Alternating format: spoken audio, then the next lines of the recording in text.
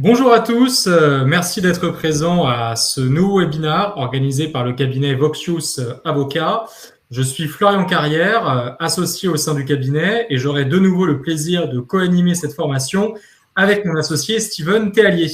Bonjour à tous. Alors, aujourd'hui, c'est un format un petit peu nouveau que l'on vous propose puisque c'est une table ronde autour des procédures de licenciement pour motifs personnels. Donc l'idée, c'est de répondre en direct à vos questions. Donc si vous rencontrez à l'heure actuelle des difficultés sur une procédure disciplinaire, une procédure d'insuffisance professionnelle, d'inaptitude ou que sais-je encore, eh bien n'hésitez pas à poser dès maintenant dans le chat vos questions et on va essayer d'y répondre en direct, sachant que nous avions proposé au moment de la diffusion du webinaire, enfin de l'invitation, à ce que vous puissiez nous poser en amont vos questions. Et donc, on a reçu déjà pas mal de questions, plus d'une vingtaine en amont du webinaire. Alors, on n'a pas pu toutes, on va pas pouvoir toutes les traiter aujourd'hui. Sur la vingtaine que l'on a d'ores et déjà reçues, on a sélectionné, je crois, 5 ou 6. Et donc, ce qu'on va faire en termes de process, les premiers arrivés, premiers servis, on va d'abord présenter la réponse aux questions qui nous ont déjà été posées avant le webinaire. On va essayer de faire ça sur 20-25 minutes. Et puis ensuite, s'il y a de nouvelles questions qui nous ont été posées dans le chat, eh bien, on y répondra. Alors, juste avant de commencer, on voulait vous dire un mot sur une offre que l'on propose aux entreprises. C'est l'offre Vox en immersion. Vous avez la possibilité normalement de télécharger la plaquette Vox en immersion dans la fenêtre du webinaire. Vox en immersion, c'est quoi? Eh bien, c'est tout simplement la possibilité gratuitement d'avoir un membre du cabinet qui soit se déplace dans votre entreprise, si vous êtes en région parisienne, puisque notre cabinet est situé à Paris, soit en distanciel, pour échanger avec vous sur vos problématiques, les problématiques rencontrées dans votre entreprise, et de répondre donc à vos questions. C'est-à-dire un peu ce que l'on va faire aujourd'hui, sauf que ça ne sera pas limité aux procédures de licenciement, mais vraiment à toutes les thématiques que vous pouvez rencontrer. L'idée, c'est de faire un point sur la compliance sociale de votre entreprise.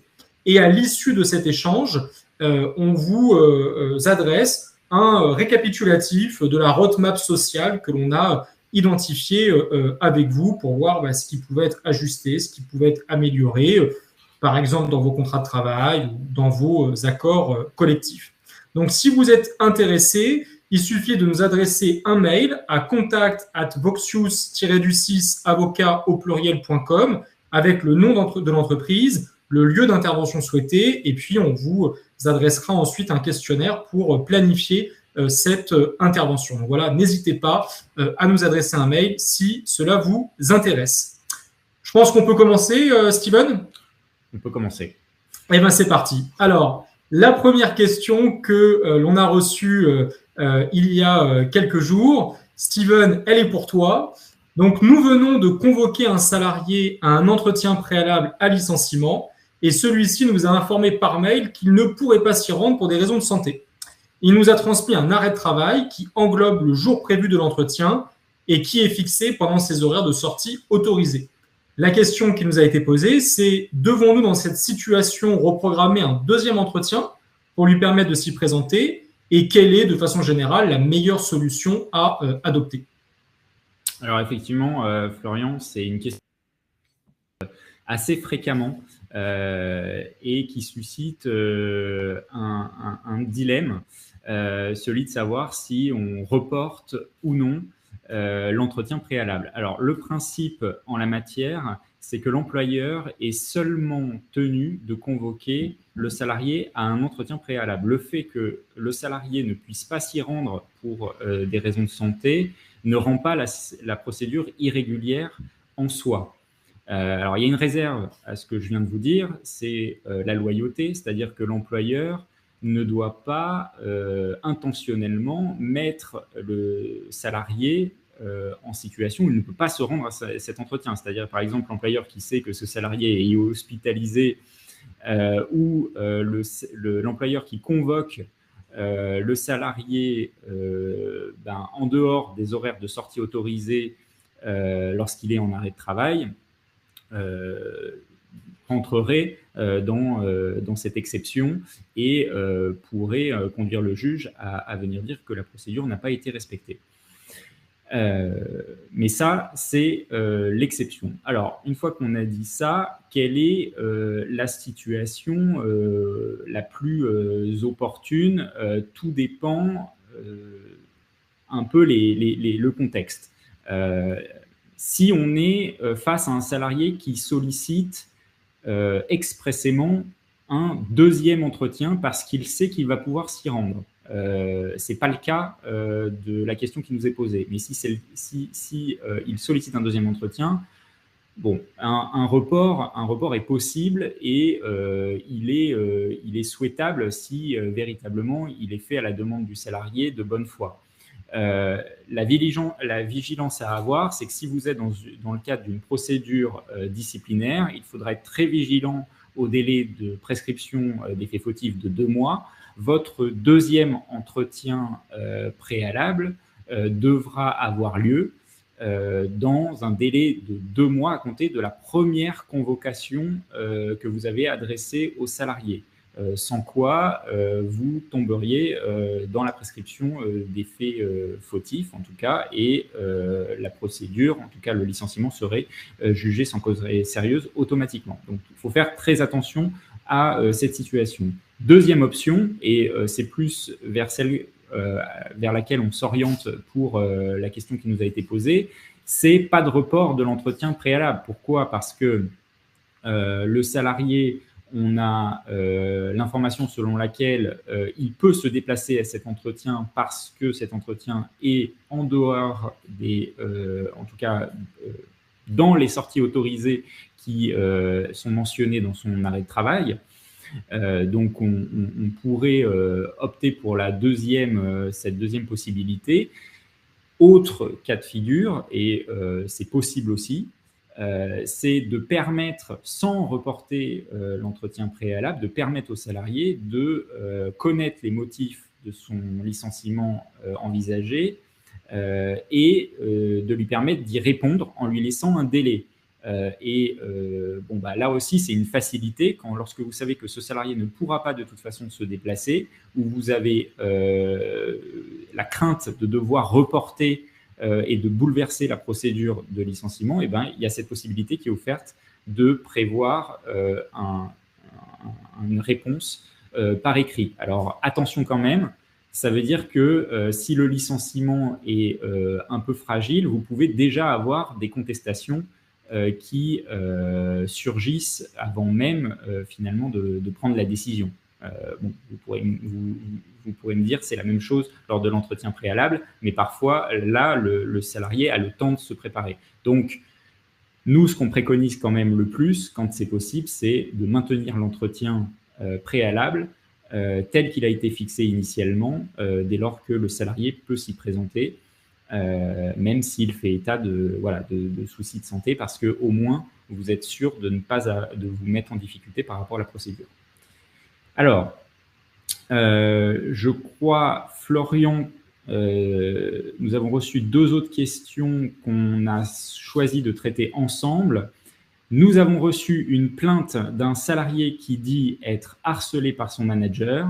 Pour nous, les accusations de harcèlement ne tiennent pas la route, mais le salarié insiste pour que nous mettions en place une enquête. La situation est difficile en interne. Devons-nous nécessairement mettre en place cette enquête? Peut-on le licencier si les faits ne sont pas avérés? Donc ça, c'est la première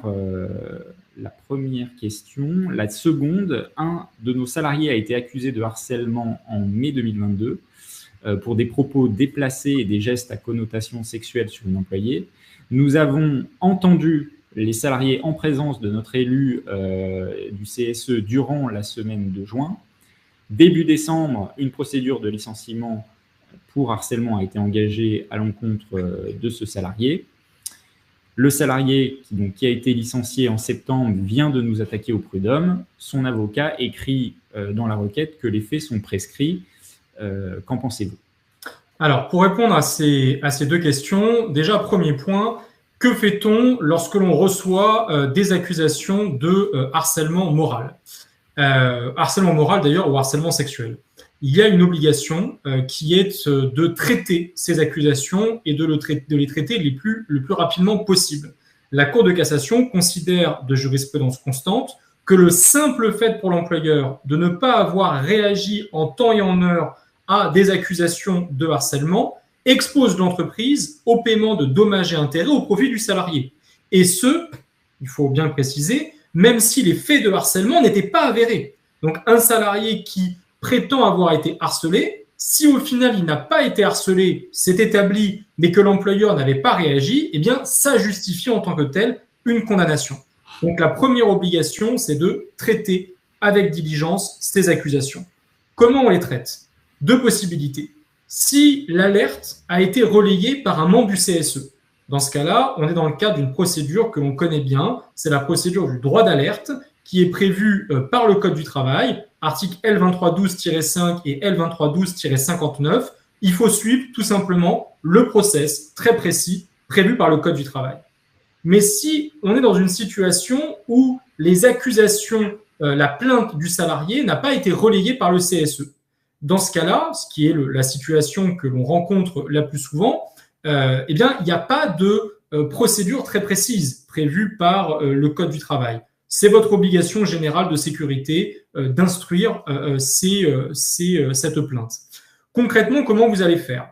Vous allez d'abord recueillir les premiers éléments qui ont été adressés par le salarié. Vous allez prévoir un entretien avec cette victime présumée et de deux choses l'une. Première hypothèse, la situation ne caractérise manifestement pas, de toute évidence, un harcèlement. Là, c'est vraiment dans l'hypothèse où, en 2 minutes, on comprend que ce n'est pas du harcèlement. Peut-être qu'il y a une petite altercation avec un collègue, avec un supérieur. Peut-être que ça nécessite d'ailleurs un avertissement à adresser à la personne qui a été visée, mais ce n'est pas du harcèlement. Bon, dans ce cas-là, on peut s'arrêter là. On informe l'auteur du signalement qu'il n'y a manifestement pas de harcèlement et éventuellement, à l'occasion de la prochaine réunion du CSE, si on va être tout à fait transparent, on informe les élus du CSE de ce qui s'est passé et de la réponse qui a été apportée. Mais s'il y a un doute, deuxième hypothèse, s'il y a le moindre doute, vous ne pouvez pas vous arrêter là. Vous devez diligenter une enquête pour précisément lever ce doute. Et cette enquête, comment va-t-on la mettre en place? Vous avez certains principes directeurs qu'il va falloir respecter. Premier principe, c'est la réactivité. Ce que je vous disais, l'employeur doit agir dans un délai raisonnable à compter de la transmission de cette plainte. Deuxième principe, c'est l'impartialité. L'enquête, elle doit être impartiale, elle doit être contradictoire. On vous encourage vivement à ne pas faire une enquête uniquement diligentée par le directeur des ressources humaines.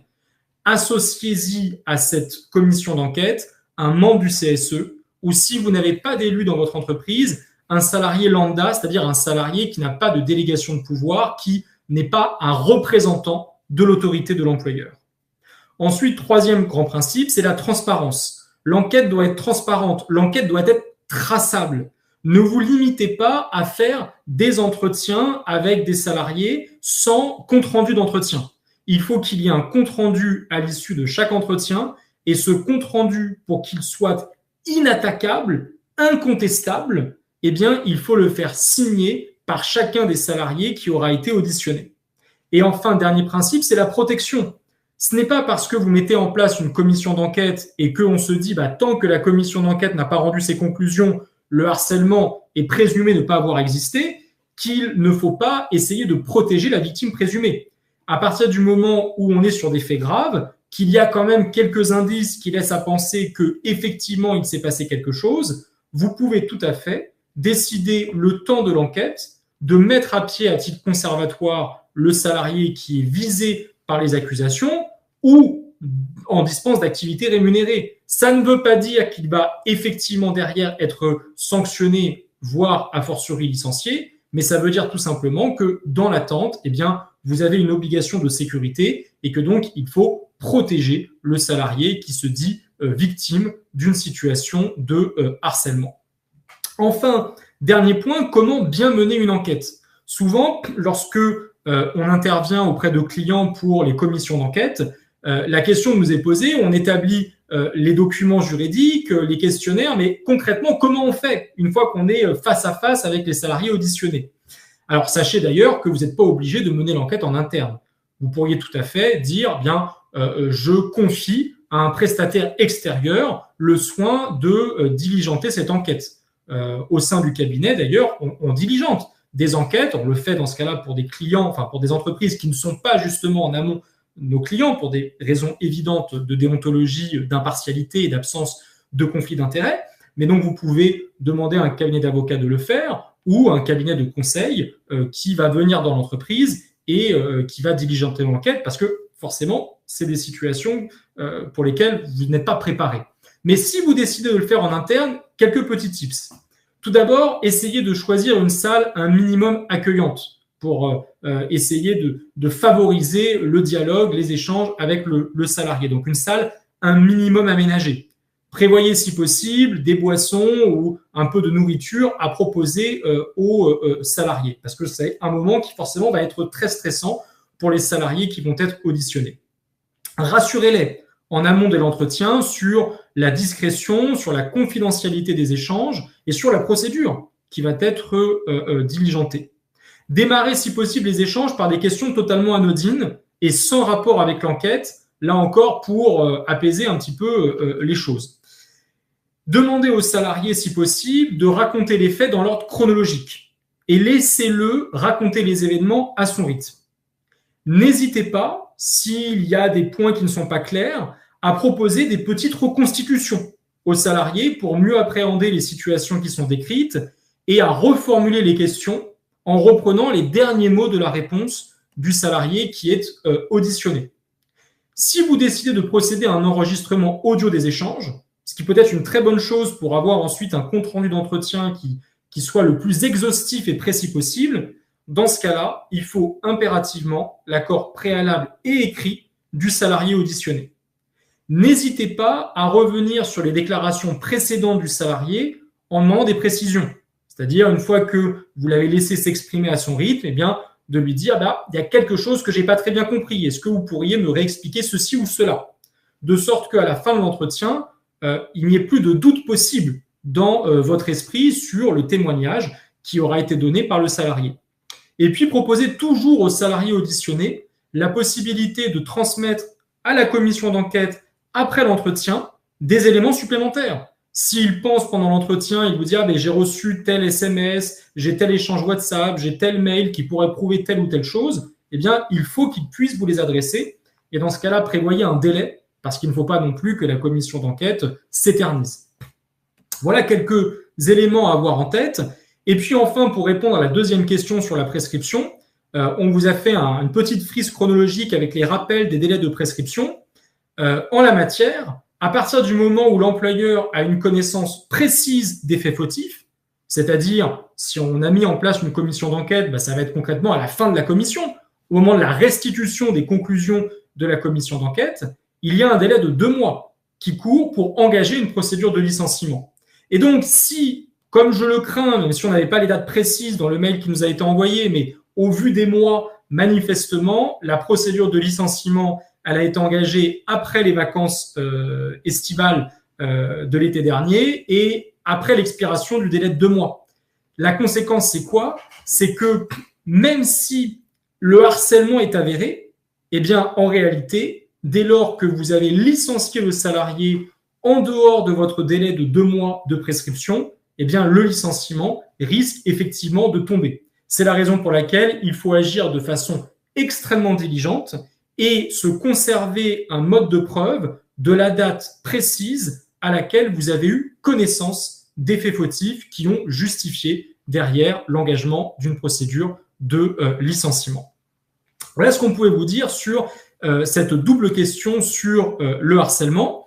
Alors, autre question pour toi, Steven, que l'on a reçue. Ça, on l'a reçu hier soir. Nous souhaitons licencier l'un de nos chauffeurs, qui est aussi membre titulaire du CSE, pour une utilisation abusive de son camion et du carburant de l'entreprise à des fins personnelles. On le soupçonne également d'avoir revendu à son propre compte des palettes appartenant à l'un de nos clients.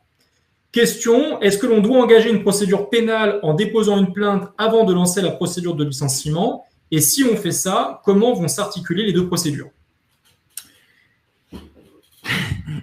Alors, c'est un vrai cas pratique, hein. Sur cette question, il y a la notion de licenciement d'un salarié protégé. Bon, on le verra dans un second temps. La première question qui nous est posée ici, c'est l'articulation d'une procédure pénale avec une procédure de licenciement pour motif disciplinaire. Alors,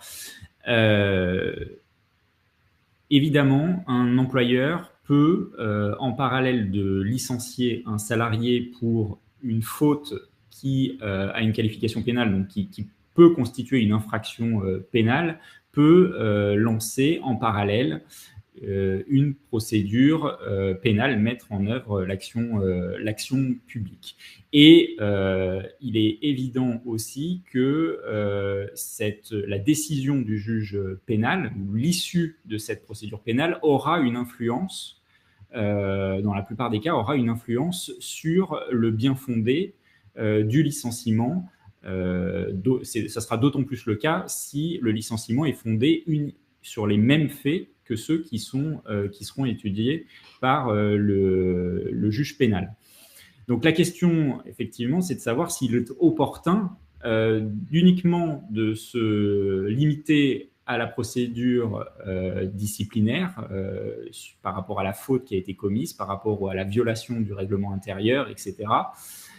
Ou si on doit en plus, quand il s'agit d'une infraction pénale, d'une faute qui revêt la qualification d'infraction pénale, de déposer plainte. Ce qui est certain, c'est que est-ce qu'on doit attendre ou non?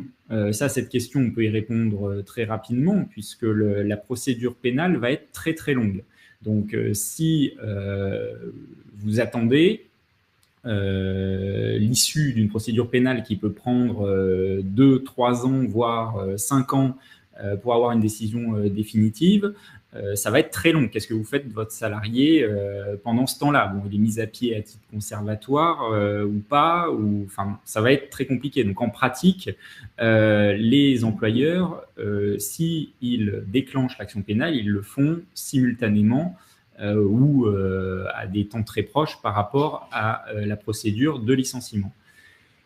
Pour savoir si c'est opportun ou non, il faut comprendre ce qui va se passer en cas de contentieux devant le Conseil de prud'homme. Auparavant, il y avait un principe, on va dire, essentiel procédural, c'est que le pénal tenait le civil en l'état, c'est-à-dire que le juge prud'homal ne pouvait pas se prononcer sur le licenciement tant qu'il n'avait pas connaissance de l'issue de la procédure pénale. Ce n'est plus le cas. Le code de procédure pénale a été réformé sur ce point, donc ça fait quelques années, depuis 2007. Désormais, le juge prud'homal peut statuer directement sur le bien fondé du licenciement sans attendre l'issue de la procédure pénale. Mais il est libre de surseoir à statuer s'il estime que la connaissance finalement de l'issue de la procédure pénale, et notamment de savoir si la matérialité des faits est reconnue par le juge pénal, il peut surseoir à statuer. Dans ces cas-là, eh bien, il y aura autorité de la chose jugée au pénal sur le juge prud'homal qui devra suivre finalement la décision qui a été rendue par le juge pénal. Donc, pour être concret, si ce salarié a détourné des palettes, volé voilà, des palettes et que le juge pénal considère que c'est matériellement établi et qu'il a été condamné au pénal, le licenciement qui a été fondé sur ce motif sera considéré comme étant justifié. Le juge prud'homal ne pourra pas s'écarter de la décision au pénal. À l'inverse, si le salarié, pour X ou Y raison, est relaxé de ces faits-là, là encore, le juge prud'homal sera obligé de suivre la décision qui a été rendue au pénal et de considérer donc que le licenciement n'est pas justifié. Donc ça, c'est le cas où toute la lettre de licenciement, en tout cas le motif de licenciement, repose sur les mêmes faits, sur des faits identiques qui ont été soumis au juge pénal. Par contre, une lettre de licenciement peut aussi contenir d'autres motifs. Dans ces cas-là, le juge prud'homal ne sera pas tenu de suivre sur sa globalité, on va dire, la décision au pénal. Il pourra se prononcer sur les autres faits qui sont mentionnés dans la lettre de licenciement, notamment ici. Bon, il y a la question du vol de palettes, mais il y a aussi l'usage abusif du véhicule professionnel à des fins personnelles. Donc ça, si c'est pas soumis au juge pénal, le juge prud'homal pourra s'en saisir. Donc ça, c'était pour comprendre un peu comment ça fonctionne. Les avantages, moi je vois, si on devrait résumer un avantage d'aller au pénal, c'est lorsque un employeur n'a pas suffisamment d'éléments de preuve pour justifier le licenciement. Ou alors, il en a, mais il a la crainte que ces éléments de preuve ne soient pas recevables devant le juge prud'homal. Alors, c'est le cas très concrètement, par exemple, d'un dispositif d'enregistrement clandestin. Vous avez enregistré un salarié à son insu où vous l'avez filmé en train de voler des palettes, mais le dispositif de vidéosurveillance n'a pas été déclaré, les préconisations, en tout cas les règles du RGPD n'ont pas été respectées sur la mise en place de ce dispositif, eh bien cette preuve serait a priori non recevable devant le juge prud'homal et donc votre licenciement ne serait peut-être pas justifié, même s'il y a des évolutions du droit de la preuve en droit du travail. Mais le principe, c'est ça. Eh bien, avec la procédure pénale, vous pouvez légaliser cette preuve. Pourquoi ? Parce que devant le juge pénal, vous pouvez produire ces éléments de preuve qui ne sont pas recevables devant le juge prud'homal. Donc, vous pourrez vous servir de la procédure pénale pour finalement sécuriser votre licenciement à travers ensuite en reprenant le jugement qui aura été rendu au pénal. Il y a aussi, à travers la procédure pénale, c'est aussi récupérer, se constituer des éléments de preuve que vous n'avez pas ou vous n'en avez pas assez en prenant connaissance du dossier pénal, des PV d'audition. Par exemple, le salarié peut tout simplement reconnaître les faits lors de son audition et donc vous n'aurez plus qu'à produire ensuite devant le juge prud'homal ce PV d'audition pour justifier du licenciement. Donc ça, c'est les avantages. Les inconvénients, c'est effectivement la longueur de la procédure pénale, le fait aussi vous prenez le risque d'avoir un sursis à statuer. Alors, un sursis à statuer, c'est un risque ou un avantage, parce que pour l'employeur, ça peut être aussi gagner du temps. On le voit fréquemment devant le conseil de prud'homme. Parfois, la procédure est suspendue pendant 5-6 ans, le temps d'attendre une décision définitive au pénal. Donc, ça peut être aussi gagner du temps, mais la contrepartie, c'est que s'il y a relax, eh bien, évidemment, vous prenez le risque que le licenciement soit jugé sans cause réelle et sérieuse. Bon, un mot pour la question du salarié protégé. Là encore, la procédure est très rapide pour se positionner de savoir si le licenciement est justifié ou non, puisque c'est l'inspecteur du travail qui doit prendre cette décision et qui doit vérifier la matérialité des faits, la proportionnalité de la sanction, l'absence aussi de lien avec le mandat. Donc, finalement, ce que je viens de vous dire sur la procédure pénale permet de légaliser des éléments de preuve ou de se constituer des éléments de preuve. Dans ce cas-là, ça va être assez compliqué parce que vous n'aurez sans doute pas connaissance de l'issue de la procédure pénale et des éléments du dossier pénal avant que l'inspecteur du travail prenne sa décision sur le fait d'autoriser ou non le licenciement. Donc là, c'est vrai que s'agissant d'un salarié protégé, il vaut mieux avoir déjà des éléments de preuve conséquents pour engager la procédure de licenciement et ne pas attendre, en tout cas, la procédure pénale. Alors, on a une autre question, Florian, pour toi. Nous avons reçu un avis d'inaptitude du médecin du travail sans dispense de recherche de reclassement. Notre entreprise comptabilise une vingtaine de salariés sans aucune possibilité de reclassement, mais nous appartenons à un réseau de franchise. Est-ce qu'il faut également procéder aux recherches de reclassement sur l'ensemble des franchisés, au périmètre de l'obligation de reclassement. Alors, de façon très rapide, on rappellera juste une chose, c'est que depuis la loi de 2016, le médecin du travail a la possibilité de dispenser l'entreprise de ses recherches de reclassement, mais que cette dispense, dans ce cas-là, doit être indiquée expressément dans l'avis d'inaptitude du médecin du travail et qu'il faut être extrêmement vigilant sur les termes exacts qui ont été utilisés par le médecin. Si le médecin va au-delà de l'une ou de l'autre une ou l'autre hypothèse de dispense de recherche de reclassement, dans ce cas-là, il faut que ça fasse tilt, ça aura des incidences. On vous a mis par exemple une jurisprudence où le médecin du travail, au lieu de dire que l'état de santé du salarié faisait obstacle à un reclassement dans l'emploi, il avait mis obstacle à un reclassement dans un emploi dans cette entreprise. L'employeur pensait qu'il était donc dispensé de ses recherches de reclassement. Or, en fait, en précisant dans cette entreprise, qui n'est pas prévue par le Code du travail, le médecin du travail avait simplement restreint le périmètre de reclassement, mais n'avait pas dispensé expressément l'entreprise de son obligation de reclasser, en tout cas de chercher à reclasser le salarié. Et puisque l'entreprise appartenait ici à un groupe, plus exactement c'était un CSE, et puis il y avait l'entreprise à côté qui aurait pu recevoir le salarié dans le cadre d'un poste de reclassement, eh bien, l'employeur avait méconnu son obligation de reclassement. Donc, il faut être extrêmement vigilant.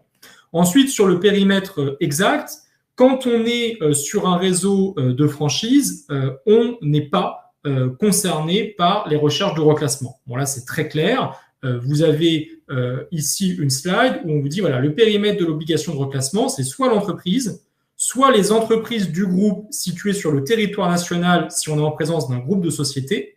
Mais si on est en présence d'un réseau de franchise ou d'un réseau de marques, quoi qu'il en soit, dans ce cas-là, nous ne sommes pas sur un périmètre légal de recherche de reclassement. Mais une réserve, attention, si vous êtes par exemple, pour revenir sur la question qui nous a été posée, sur un réseau de franchise, que vous décidez à titre supralégal d'envoyer des courriers aux différentes entités de la franchise pour les sonder sur l'existence d'un poste de reclassement.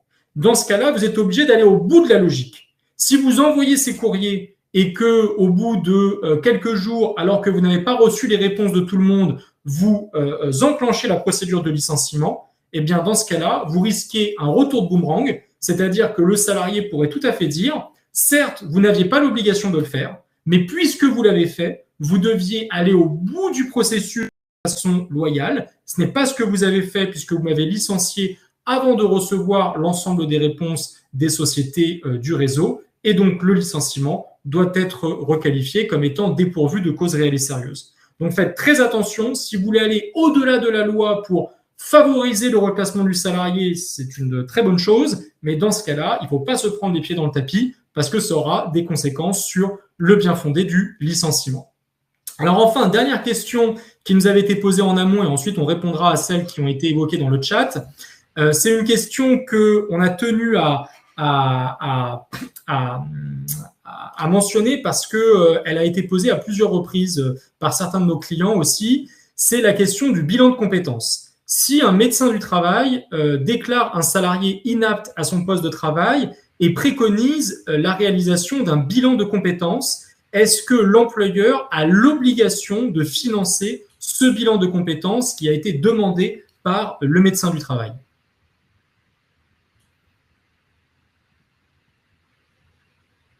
Alors, j'ai eu peur que tu ne puisses pas répondre à la question, Steven.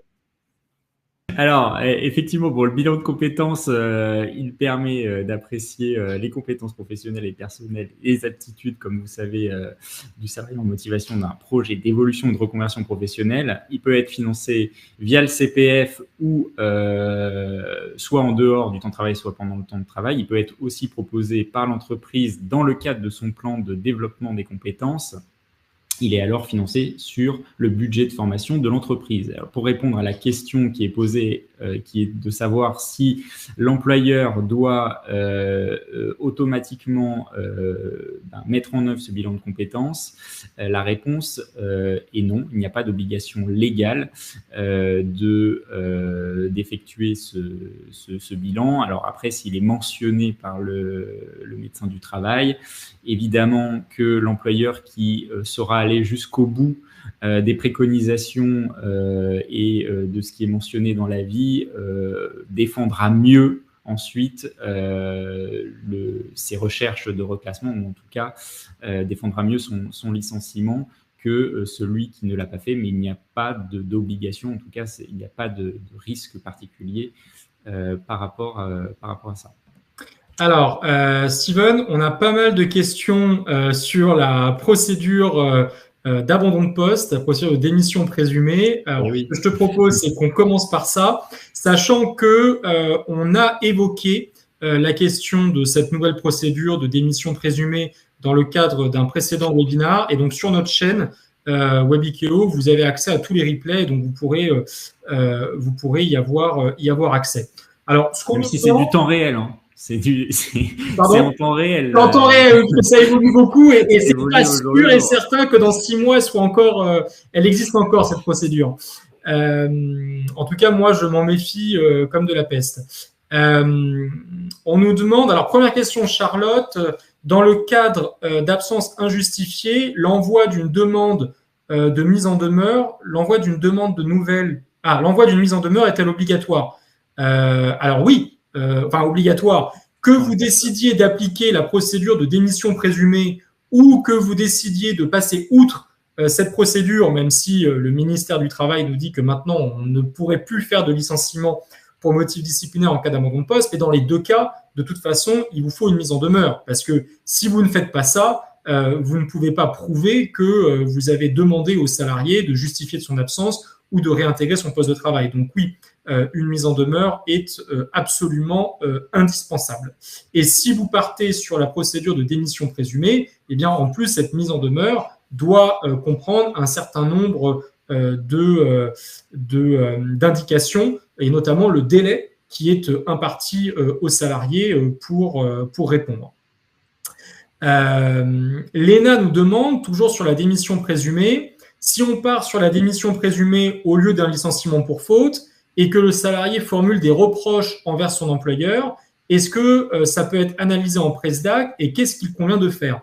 Alors là, les choses sont très claires. Pour le coup, s'il y a un point qui est clair dans la procédure de démission présumée, c'est bien qu'elle ne peut être enclenchée que s'il n'y a pas la moindre contestation du salarié sur l'existence de l'absence et ses causes. À partir du moment où le salarié vous dit moi, en fait, c'est pas que je suis en abandon de poste, mais je ne viendrai pas travailler parce que je considère, par exemple, que vous avez manqué à votre obligation de sécurité. Je ne viens pas travailler parce que j'ai été harcelé. Je ne viens pas travailler parce que vous me demandez de travailler dans un nouvel établissement en application d'une clause de mobilité que j'estime illicite pour telle ou telle raison. Enfin, dès lors que le salarié vous donne des raisons à cette absence, que vous considériez ces raisons comme justifiées ou non, ça vous prive de toute façon de la possibilité d'aller sur le terrain de la démission présumée.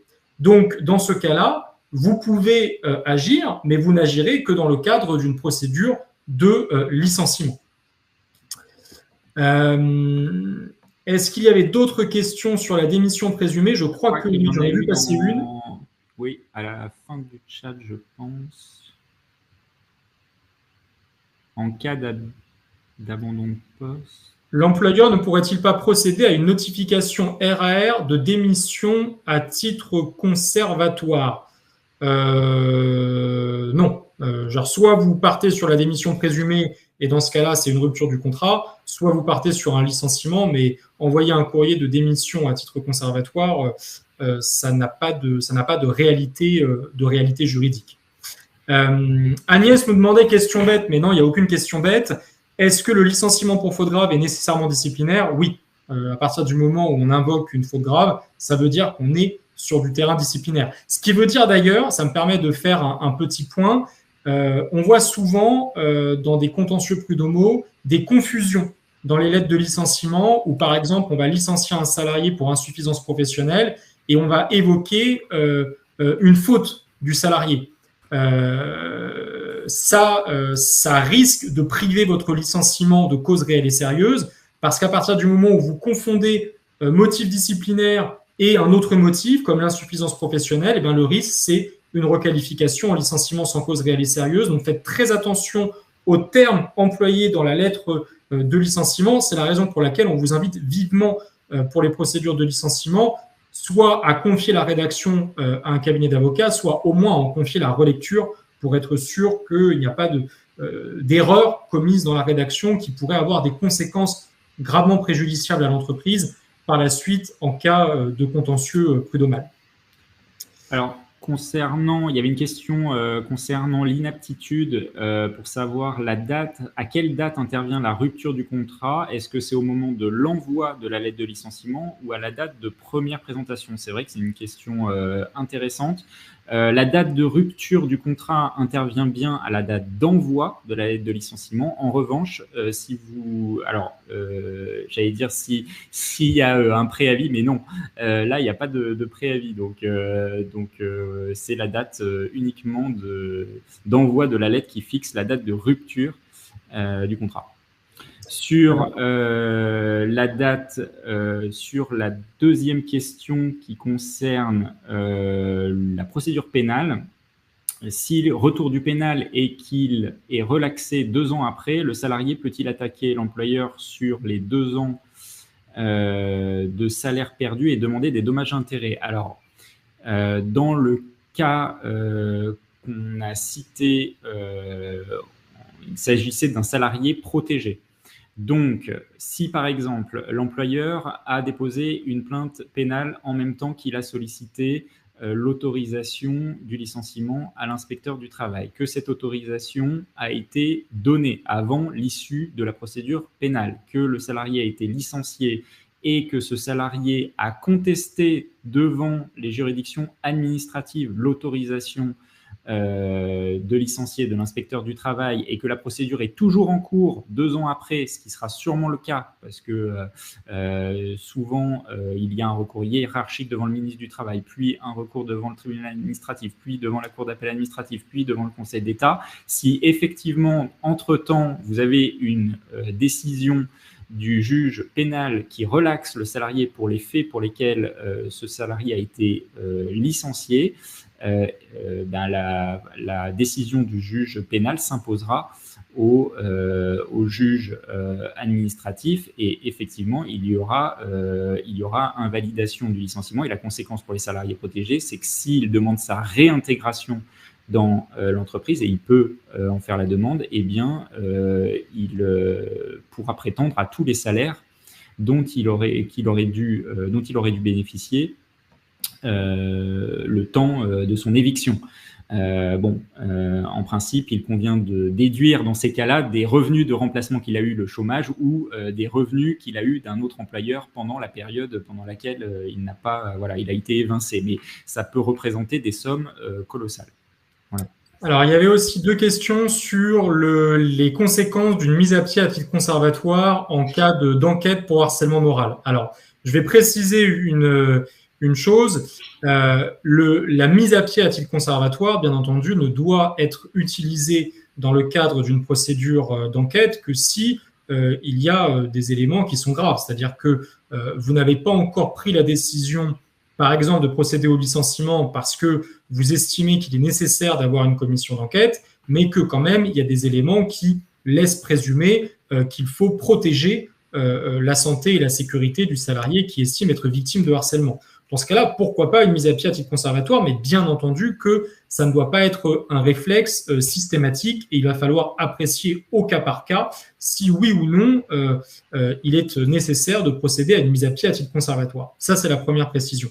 Ensuite, la deuxième, que se passe-t-il si, au final, à l'issue de la commission d'enquête, eh bien, le salarié qui était visé par les accusations de harcèlement est innocenté?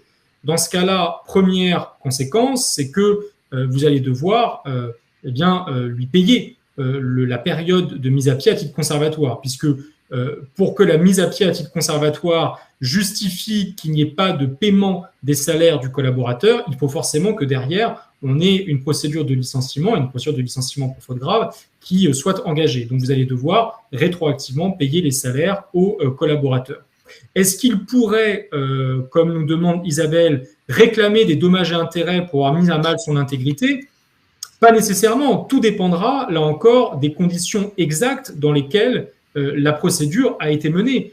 Une mise à pied à titre conservatoire injustifiée ne justifie pas nécessairement l'attribution de dommages et intérêts. Cela ne justifierait l'attribution de dommages et intérêts que si la procédure a été menée dans des conditions vexatoires et humiliantes. Donc si par exemple, alors qu'on n'avait pas d'éléments pour le justifier, on lui a notifié une mise à pied, comme j'ai vu par exemple dans un dossier à l'occasion d'un entretien, d'une réunion d'équipe devant tout le monde, il lui a été indiqué qu'il serait mis à pied à titre conservatoire et qu'il devait quitter immédiatement les effectifs.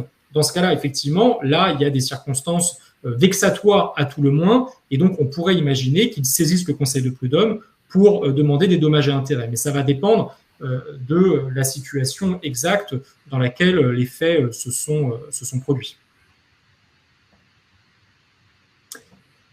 Est-ce que tu as vu d'autres questions, Steven?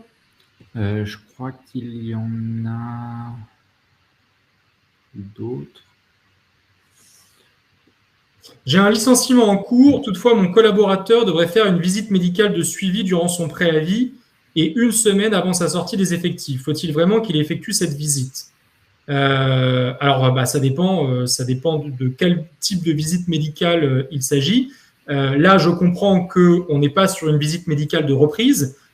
Si ça avait été le cas, c'est une procédure de licenciement que vous voulez engager alors que vous êtes dans une situation où il fallait organiser une visite médicale de reprise. C'est essentiel de la faire parce que sinon, en fait, le contrat est toujours suspendu, c'est ça. Donc, votre procédure de licenciement tomberait. Si ce n'est pas le cas, c'est par exemple une visite médicale périodique. Il n'y a pas forcément d'obligation à la tenir. Maintenant, faut-il encore savoir exactement dans quelles circonstances on est, quel est le motif du licenciement et quel était le motif exact de la visite médicale qui avait été programmée. Je pense qu'on a fait à peu près le tour, en tout cas dans le délai qui nous était imparti. Si jamais vous avez des questions qui se seraient perdues dans le fil de conversation, n'hésitez pas à nous envoyer un mail à contact@voxius-du6avocat.com et on se fera un plaisir d'y répondre. Et puis, si vous souhaitez également, comme je vous disais en début de webinaire, participer à Vox en immersion, à nous envoyer également un mail à la même adresse. Merci beaucoup pour votre participation. Merci à tous. On se dit à bientôt pour de nouvelles aventures. Je crois, Steven, que notre prochain webinaire aura lieu à la rentrée en septembre, c'est ça? En septembre, exactement. Et on vous retrouve à la rentrée. Est-ce qu'on connaît déjà le thème? Ah, c'est un thème secret. Hein. C'est un thème secret. Bon, ça veut dire qu'on l'a pas encore planifié. Et vous, de toute façon, vous aurez la possibilité de vous inscrire en suivant notre chaîne Voxius sur Webikeo. Merci beaucoup pour votre participation.